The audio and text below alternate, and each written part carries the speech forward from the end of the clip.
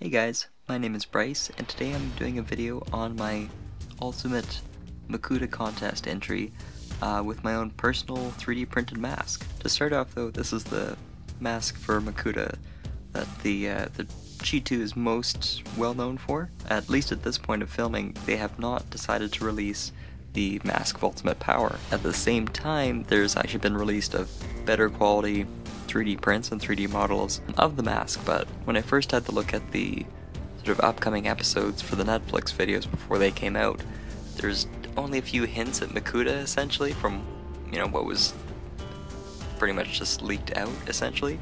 So from that I just had to kind of glean what I could and started modeling immediately after. So the discrepancy mainly lies in the forehead and in the jaw, but I think generally the sort of sideways flares and the back and the main spire all sort of seem to be fairly consistent, as well as the eyes and everything. But also, just to compare the masks side by side, this mask is huge, but it's generally in proportion to the way that the body works. And I'm actually going to plan to be doing 3 submissions. This one I'm not sure about if it's rejected outright just for having a 3D print, but the rest of it all just seems to be so cohesive that I'll end up releasing one that has this face on it. I just wanted to show sort of what was originally planned, because otherwise this head's gonna look tiny when I end up having it on there. But anyway, so on with the actual current Makuta. The build behind this was essentially just as many functions as possible, and it's freestanding even though it looks like there's a bit of a shadow back there. I can show you, I can spin it around and actually show, but to start off with though, this is Makuta being unarmed, and even so, pretty dangerous character. So all these claws can independently be positioned, and they all are on the ratcheting system, so you can do a whole variety of different gestures if you like. There's a fair bit of expression that you can get out of these hands. You can do, for example, like this, or you could even do, ironically, the peace sign if you really wanted to. And I think it's just great being able to play with something at this sort of scale, and that kind of works for now. Yeah, close enough. Being able to build at this sort of scale allows for certainly a lot of difficulties, but also so much expression, just being able to have virtually every part of this articulate somehow. And even though the torso itself, kind of behind all this cladding, is mainly Technic, I don't think I would have been able to do this with as much coverage and as much flexibility without CCBS. So as much as it would have been great to do past versions of Makuta, one, I didn't have nearly the piece count that I do now, and second of all, it wouldn't have looked the same. I like how well armored this design is so far. Of course, like, all the legs have a good range of motion and everything while being pretty much entirely sheathed. I think the only sort of smallest, least clad area is the foot, which can fully articulate forward and back. It's got like this sort of back talon, but all these claws and everything can move independently. And when we get to the back is kind of where you start to see where things get most complicated, and you can actually realize how much you can operate this character. From a playability standpoint, this is very difficult, but then again, considering the general cost of amassing all these pieces over the years, it's not really a set that would be designed to be a set necessarily. The mechanism, to sort of show you, easily kind of disconnects right from the back, and that'll reveal more in a second. You can see slightly more familiar mechanisms, but everything's just a lot beefier. So the idea is that both of these can operate the arms, which are tremendously heavy, so it's difficult to not have this case of having everything slip out of its sockets. So I'm currently even just trying to work on revisions for that, because everything is just willing to have this massive arm slip out, let alone when there's actually weapons involved, which I'll get to. But yeah, essentially this works very well, and I was actually quite glad, though, at least, that I was able to add enough bulk within the sort of shoulder area. The shoulders themselves aren't very large, but the main thing I was worried about was just having a single pin going through at some point and having it very clearly just one very snappable bone that would be vulnerable to go through here. So Fortunately that's covered. Then of course the waist can pivot. But in general for this build, with these pieces aside, I found it really important to essentially just have as much cladding as possible around the back, while also giving the effect too that this is armor plating. Like, that's the reason why these sort of curve around but not entirely towards the back. Another thing to point out too is that I actually ended up designing this one cape which sort of fits right over top, and effectively the wings can properly sort of fit right underneath, so I'll just show that to you next. Now when it came time to developing the wings, this is a very tricky ordeal, mainly because, one, I had to incorporate several wings at once to sort of unfold evenly and kind of space it out in a way that looked natural, and I had to do it twice in a way that's perfectly mirrored. And one thing to sort of consider whenever you're using gears of different sizes and different positions is that the orientation on all these Technic gears really matters, because if you're one tooth off or something like that, these won't work as effectively, or it might just be a totally different shape. So anytime that these have fallen apart through photo shoots where unfortunately Makuta has fallen down the side of a small cliff and things have become dislodged, I've had to put it back together meticulously after finding out that things don't quite line up. So now to actually demonstrate, you can kind of see how both of these perfectly symmetrically open up and then close up again. Now there's a bit of a click where essentially one of the tops of these sort of arched pieces of the wings essentially clicks into where the pinholes are.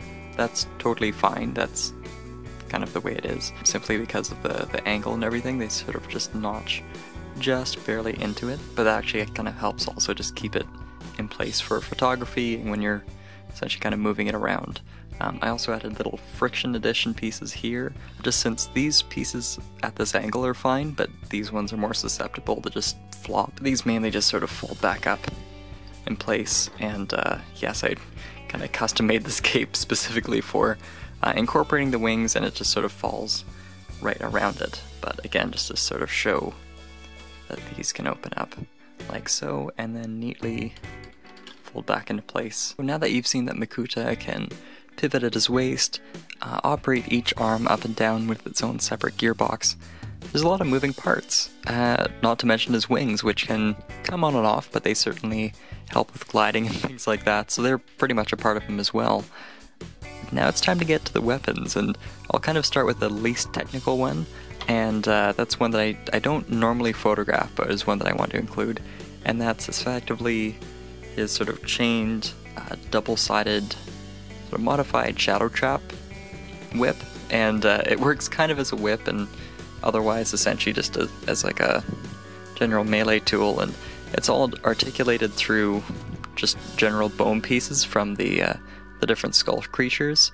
The reason for this, I just wanted to be able to have him attack not once but twice against Toa, and essentially be able to whip this out, you know, grab onto any nearby mask, if I can grab one, and then be able to reel it back, spin around, and then attack another one effectively, just taking out potentially up to a third of the team of Toa, and then be able to sort of just discard this and dispose of the rest of them. But now onto the more serious, way more technical weapons. I'll start with his shield, and the reason why I picked a shield is that I wanted to sort of mimic what Akimu is dealing with, and actually to give a sense of scale too. I'll show you Akimu right now. This is Akimu now, just to compare the two brothers. So while I don't have the upgraded Akimu from the new Summer Wave, I at least have what he's sort of reduced to again after, you know, spoiler warning, sort of sacrificing part of his powers in the Journey to One finale.